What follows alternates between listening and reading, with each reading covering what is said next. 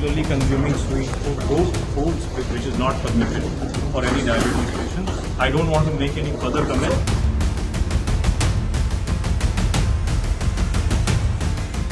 This shows that Delhi didn't elect a chief minister who is an IRS, but a man with a criminal mindset.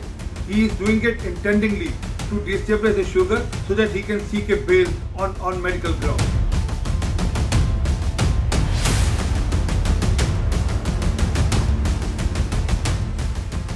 शराब घोटाले के बाद अब sugar घोटाला। अरविंद केजरीवाल जी का एक घोटाला और सामने आया जब उन्होंने अपनी बेल याचिका लगाई और ये कहा कि मेरा शुगर लेवल बहुत बढ़ गया है, मैं डायबिटिक हूं और मुझे तुरंत जेल से बाहर निकाला जाए।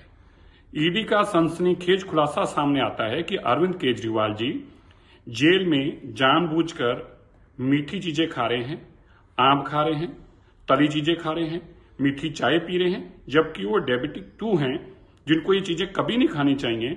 वो ऐसा इसलिए कर रहे थे ताकि उनकी शुगर लेवल बढ़ जाए और इस तरह से करके मैनिपुलेट करके वो जेल से बाहर आए।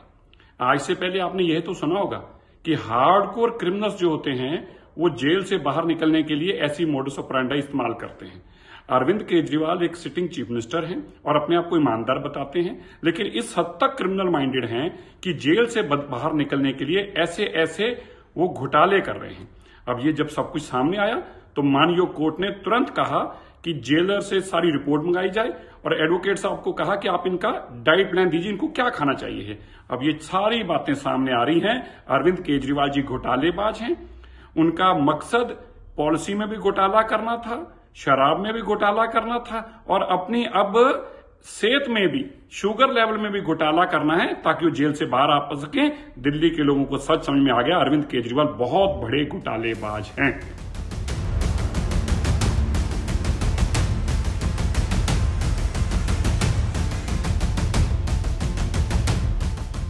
From liquor scam to sugar scam, Kejriwal was arrested because of liquor scam and is being interrogated for his involvement in the liquor scam.